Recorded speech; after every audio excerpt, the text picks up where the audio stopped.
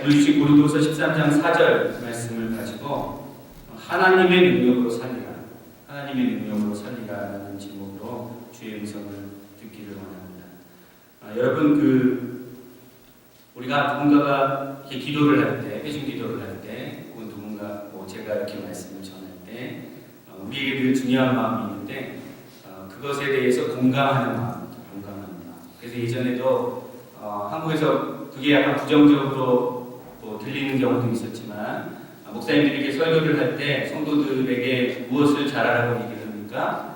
예, 아멘을 잘하라고 하죠. 아멘. 아멘을 잘하는 교회는 생동감이 있는 교회예요.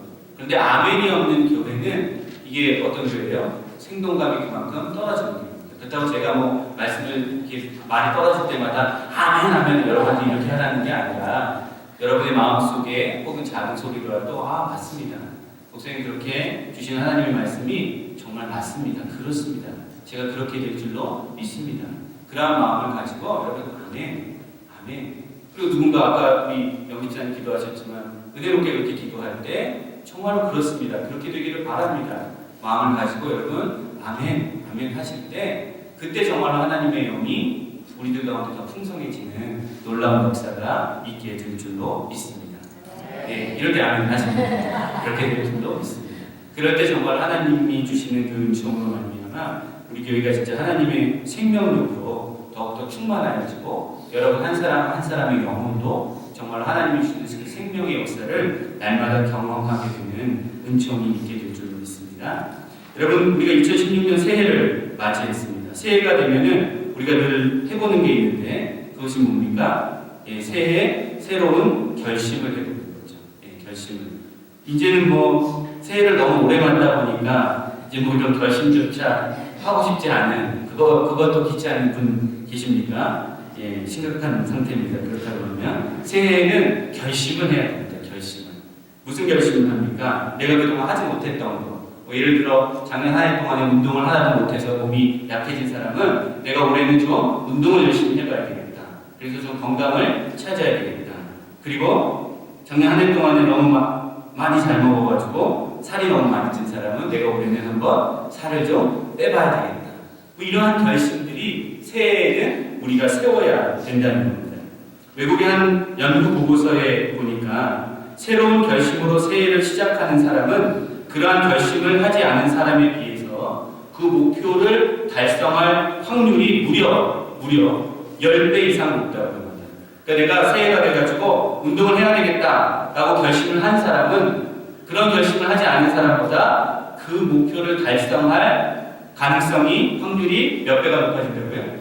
10배, 무려 10배가 높아지는 그러한 연구 보고서가 있었습니다. 그래서 여러분 아직 오늘이 1월 며칠입니까? 3일 늦지 않았습니다. 1월 3일밖에 되지 않았습니다. 내가 올해 새해에는 어떠한 결심을 해야 될까? 그것을 잘 찾아서 결심을 하고 또 그것을 이루어가는 자들이 되기를 소망합니다. 무엇보다도 제가 여러분들에게 권하고 싶은 것은 물론 우리의 육신과 또 우리의 여러 가지 건강을 위한 결심도 좋지만 하나님 안에서의 결심. 어떤 결심일까요? 내가 올해는 목사님께서 맨날 그렇게 부지런히 만들어주시는 매체인 성경 읽기 표에 따라서 성경을 한번 읽독해봐야 되겠다. 내가 너무나 바쁘면 내가 전체 읽독은 못하더라도 신약만이라도 신약과 시편만이라도 하루에 2장이거든요. 그러면 그것만이라도 내가 읽독을 꼭 해봐야 되겠다. 그러한 마음으로 결단할 수 있는, 결심할 수 있는 여러분들이 되기를 소망합니다. 또 한 가지는 내가 올해에는 정말로 예배 시간에 늦지 않아야 되겠다. 내가 정말로 하나님 앞에 드리는 그 약속의 시간에 늦지 않고 정말 하나님 앞에 온전하게 예배를 드려야 되겠다. 여러분 그러한 결심을 하게 될 때 그러한 결심을 하지 않을 때에 비해서 그것을 달성할 수 있는 확률이 무려 10배가 높아집니다. 그래서 오늘 말씀을 들으시고 집에 가셔서 한번 이렇게 적어보십시오. 내가 올해 어떠한 결심으로 하나님 앞에서 그것을 기도하며 나아가야 될지를 결단할 수 있는 저와 우리 성도님들이 되기를 소망합니다. 여러분 이렇게 새해의 결심을 어떠한 새로운 목표를 세우는 것도 무척 중요한데 그것보다 더 중요한 것은 그 목표가 정말 맞는 목표냐라는 것이 중요합니다. 이것이 정말로 하나님 안에서 하나님께서 기뻐하시는 올바른 목표냐, 올바른 목표와 방향으로 내가 가고 있느냐가 중요합니다. 제가 지난 월요일에 지난 화요일 아침 일찍 그 덴버 지역에 있는 청소년들 연합수련회에 아침 7시 반에 말씀을 전하게 돼 있었습니다. 그래서 그게 먼 거리가 좀 되는 곳이어서 그 전날 월요일 밤에 제가 그곳을 향해 갔습니다. 그래서 그곳이 어디냐면은 YMCA, 그랜비에 있는 YMCA라는 주소를 제가 받아가지고 그 운전도 서투르니까 그 산을 넘어가야 되지 않습니까? 겨울산. 눈이 혹시나 있지는 않을까 하는 그런 두려운 마음을 가지고 조심해서 한 2시간 걸려서 제가 YMCA, 그랜비에 있는 YMCA에 도착을 했습니다. 그래서 이제 거기에서 그 청년들을 찾았는데 그 프런트에 있는 분이 그러한 청년들이 여기 있지 않다는 거예요. 저는 분명히 그 주소를 받아가지고 카톡으로 분명히 확인을 하고 갔는데 그들이 거기 있지 않다는 겁니다. 그래서 저에게 그 연락 주소를 보내준 간사분한테 제가 전화를 했어요. 이게 어떻게 된 일이냐고. 저는 지금 YMCA에 와 있는데 여기 그런 그룹이 단체가 와 있지 않다고 합니다. 그랬더니 그분이 목사님 저희는 에스테스 파크에 있는데요. YMCA가 에스테스 파크에 하나가 있고 그랜비에 하나가 있는데 이분들은 에스테스 파크에 모여 있으면서 그 간사님이 저에게는 그랜비 주소를 준 겁니다. 그래서 그 밤에 이제 9시 반이 가까이 됐는데 제가 에스테스 파크로 가야 됩니다. 근데 지금 겨울이니까 산이 닫혀 있잖아요. 산을 넘어가면은 뭐 갈 수 있을지 모르겠는데 이제 한참 돌아가지고 가야 됩니다. 그래서 제가 밤에 더 이상 운전할 수가 없어서 조심스럽게 다시 윈터파크 그 산을 넘어서 집으로 돌아왔습니다. 집으로 11시 반경에 돌아왔습니다. 그리고 잠을 자고 그 다음날 새벽 5시에 에스테스 파크로 다시 떠났습니다. 뭐 한 겁니까? 네, 헛수고해서 헛수고. 그렇죠? 제 딴에는 정말 조심스럽게 운전을 잘 해가지고 정성껏 그곳을 갔는데 뭐가 잘못되어 있었어요? 예, 목표가 거기가 아니었어요. 목적지가 거기가 아니었다는 겁니다. 여러분 제가 그 삶의 경험을 통해서 다시 한번 우리가 늘 많이 듣는 얘기지만 그렇구나. 진짜 방향이 중요하구나. 내가 아무리 최선을 다해서 열심히 한다고 해도 그 방향이 잘못됐다고 한다면 그것은 지나고 나서 그냥 헛수고밖에 안 되는 거구나 라는 것을 깨닫게 됐습니다. 그래서 정말로 새해를 맞이하는 우리에게 정말 중요한 것은 무엇입니까? 여러분들이 어떤 결심을 하고 목표를 세우지만 거기에서 중요한 것은 이것이 정말 맞는 방향인가 하는 겁니다. 특별히 하나님께서 기뻐하시는 방향인가에 대한 것을 우리가 확인하고 점검하고 나아가야 된다라는 것을 우리가 배우게 됩니다. 그러한 중요성을 알고 있는 우리에게 하나님께서는 오늘 말씀을 통해서 고린도후서 13장 4절 말씀을 통해서 우리에게 도전하십니다. 뭐라고 도전하시냐면 오늘 설교 제목처럼 너희들이 하나님의 능력으로 살아라 이렇게 말씀하십니다. 하나님의 능력으로 살아라. 이 말씀은 이 고린도서를 기록한 사도 바울이 고린도 교회 교인들을 향해서 쓴 말씀입니다. 그래서 특별히 4절 하반절 말씀에 보니까 그가 뭐라고 고백합니까? 우리도 그 안에서 약하나 너희에게 대하여 무엇으로? 하나님의 능력으로 그와 함께 살리라 라고 고백을 하죠. 여러분 세상의 모든 사람들이 무슨 능력으로 살아갑니까? 자기 능력, 내 능력으로 살아가는 대부분의 거의 모든 사람들은 교회를 다니는 사람들 중에서도 많은 사람들이 자기의 능력을 가지고 살아갑니다. 그래서 능력이 있으면 어떻게 되죠? 능력이 있으면 좋습니까? 안 좋습니까? 좋죠. 좋고 행복해합니다. 그런데 능력이 내가 많다고 했을 때 부작용이 생기는데 어떤 부작용이 생깁니까? 마음이 교만해지죠.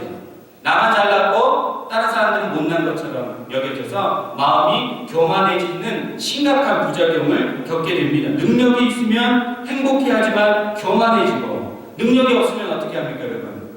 능력이 없으면 낙심하고 그렇고 우울해하고 그러면서 포기하고 그러한 삶을 많은 사람들이 살아가고 있습니다.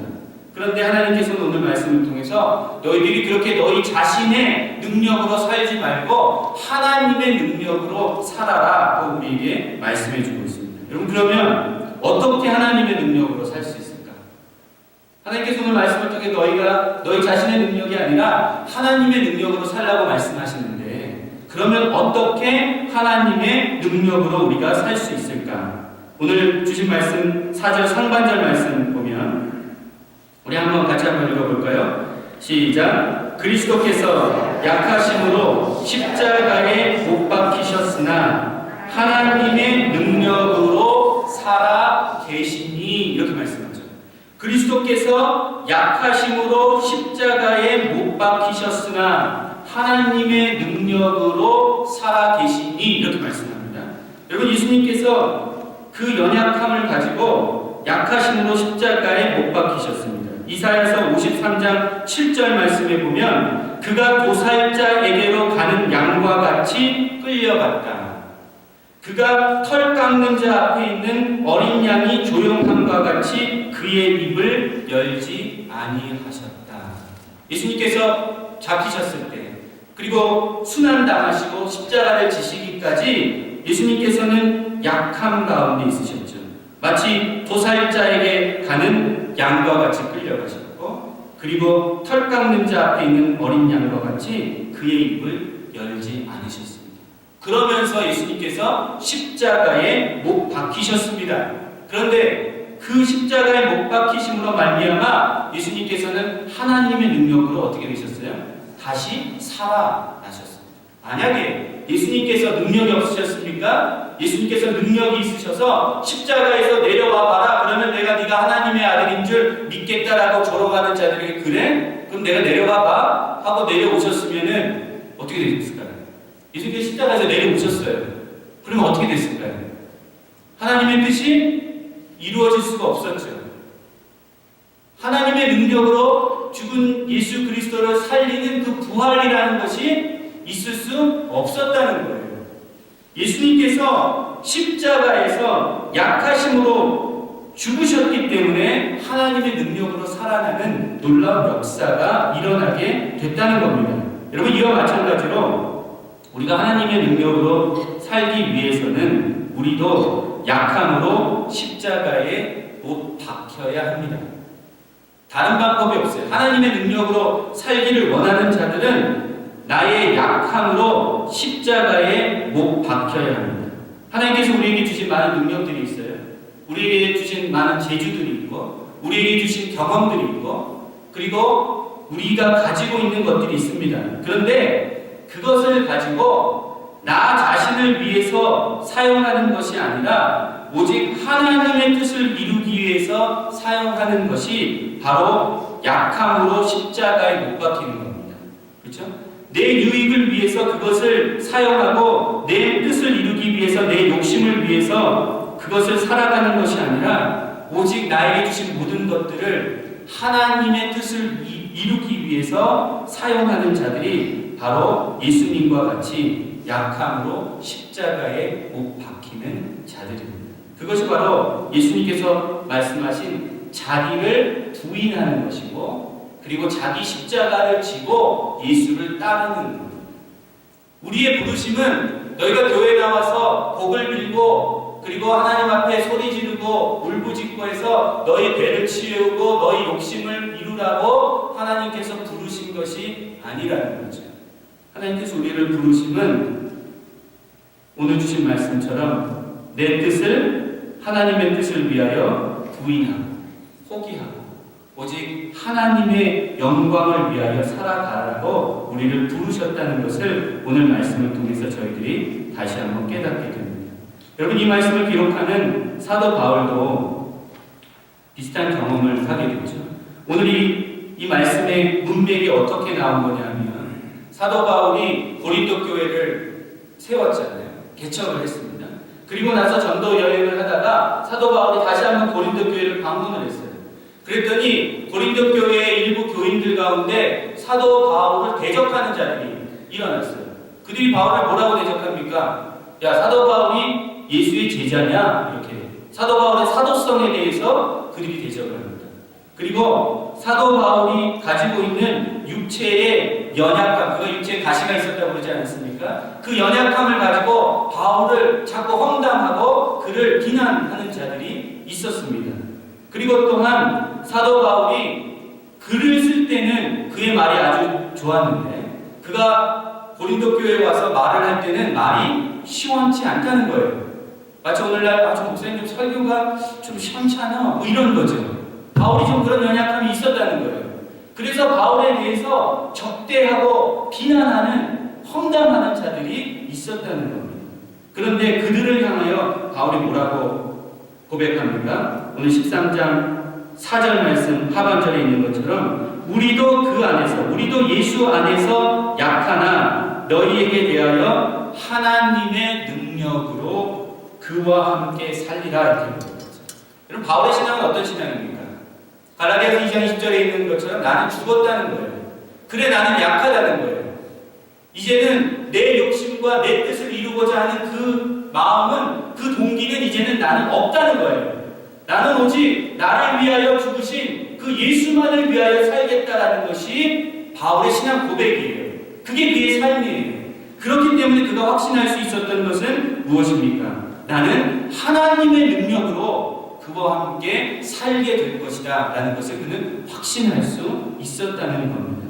여러분 우리가 이 세상을 살아가면서 여러분 하나님의 능력으로 살고 싶습니까? 쉽지 않습니까?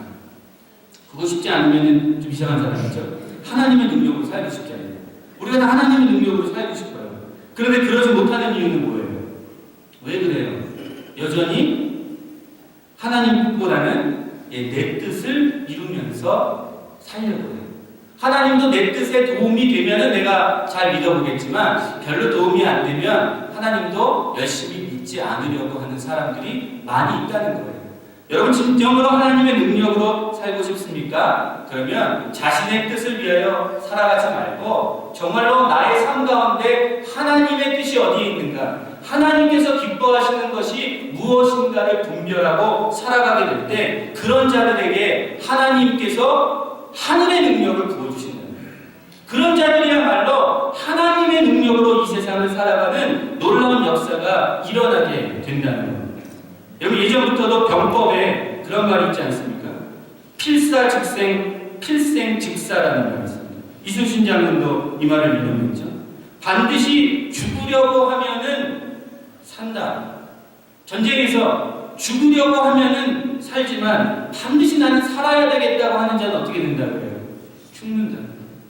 여러분 우리 삶도 하나님 안에서의 우리의 삶도 크게 다르지 않습니다.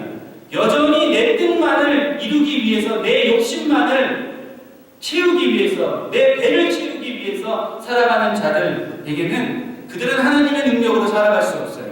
그냥 자기에게 있는 자기의 능력, 자기의 재주 가지고 살아갈 수밖에 없습니다. 그러나 이제는 더 이상 내 뜻을 위해서 내 욕심을 위해서 살아가는 것이 아니라 오직 우리 아버지 하나님을 위해서 우리 주 예수 그리스도의 뜻을 위해서 살아가기로 나에 대해서는 죽고 예수에 대해서는 살기로 작정하는 자들에게만 하나님의 능력이 부어지는 놀라운 역사가 일어나게 된다는 겁니다. 여러분 하나님의 능력은 어떤 능력입니까? 우리 피조물의 능력은 우리 인간들의 능력은 사실 하나님의 관점에서 볼 때는 거기서 거기에요. 그렇죠? 하나님이 우리의 능력을 볼 때 야 뭐 쟤 좀 능력 있다고 하지만 그게 하나님 보시기에 그렇게 대단한 능력이겠습니까? 우리가 볼 때 어떤 사람이 잘났고 잘생기고 예뻤다고 하지만 하나님 보시기에 그게 다 인간이지 거기서 거기지 얼마나 다르겠습니까? 우리도 무슨 말이에요? 도토리, 키즈 하나님 보시기에 다 거기서 거기에요. 그런데 내가 이제는 내 뜻을 위하여 살아가지 아니하고 오직 하나님의 뜻을 위하여 살아가기로 하는 자들에게는 하나님께서 하나님의 전능한 능력을 부어주신다는 겁니다. 로마서 4장 17절 말씀처럼 하나님의 능력은 죽은 자를 살리시는 능력이고 없는 것을 있는 것으로 부르시는 능력입니다. 그렇죠? 하나님께서 우리에게 그러한 하늘의 능력을 부어주실 때에 우리가 정말로 이 세상 가운데 하나님의 나라를 이루고 하나님의 뜻을 이루고 살아가는 놀라운 역사가 있게 될 줄로 믿습니다. 말씀의 결론을 맺습니다. 제가 서두에 얘기한 것처럼 여러분 우리가 인생도 잘못된 방향으로 가면은요 헛수고하게 됩니다. 지나고 나서요 후회밖에 남는 게 없어요. 그런데 내 뜻을 위해서 살아가는 그 길은 잘못된 방향입니다. 그런데 하나님의 뜻을 위해서 살아가겠다라고 하는 그 결단은 올바른 방향이에요. 그리고 그러한 자들에게 하나님께서 하나님의 능력을 부어주십니다. 그리고 하나님의 능력으로 모든 것들을 감당하여서 정말로 세상에 썩어 없어지는 것이 아니라 영원히 하나님께서 기억하시는 아름다운 결실을 맺게 되는 역사가 있게 될 줄로 믿습니다. 여러분, 제가 목사인데 하나님께서 저에게도 재주를 주셨죠. 재주가 별로 없나요? 재주를 주셨어요. 제 재주로, 인간적인 재주와 능력으로 이 목사에 하나님께서 맡기신 사명을 감당할 수 있어요. 그런데 거기에는 생명의 역사는 없어요. 하나님께서 기억하시는 열매는 없을 거예요. 사람들이 볼 때는 야, 그래도 저 목사님 재주 있는데, 능력 있는데 할지 모르지만 그거는 하나님과 상관없는 그러한 수고와 헛수고가 될 수밖에 없을 거예요. 그러나 내가 하나님을 바라보고 하나님, 이제는 내 뜻을 이루기 위해서 목회를 하는 것이 아니라 오직 하나님의 뜻을 이루기 위하여서 이 사명을 감당하겠습니다 하고 나아갈 때 하나님께서 능력을 부어주시게 되면요, 저의 그러한 연약함과는 비교할 수 없는 전능하신 하나님의 능력으로 하나님께서 기억하시고 하나님께서 기뻐하시는 아름다운 열매를 맺게 될 줄로 믿습니다. 저에게뿐만이 아니라 여러분 한 사람의 삶에도 동일한 역사가 일어나게 될 줄로 믿습니다. 올 한 해 동안 정말로 잘못된 방향이 아니라 올바른 방향, 내 뜻을 위해서가 아니라 하나님의 뜻을 위하여 살기로 여러분 새롭게 결단함으로 올 한 해를 나의 이 별것 안 되는 능력으로 살아가지 마시고 정말로 하늘의 능력, 하나님의 능력으로 살아가며 하나님께서 기뻐하시는 아름다운 생명의 열매를 맺을 수 있는 저와 우리 모든 성도님들이 되시기를 주의 이름으로 간절히 축원합니다. 우리 시간에 같이 한번 기도하기를 원합니다. 오늘 하나님께서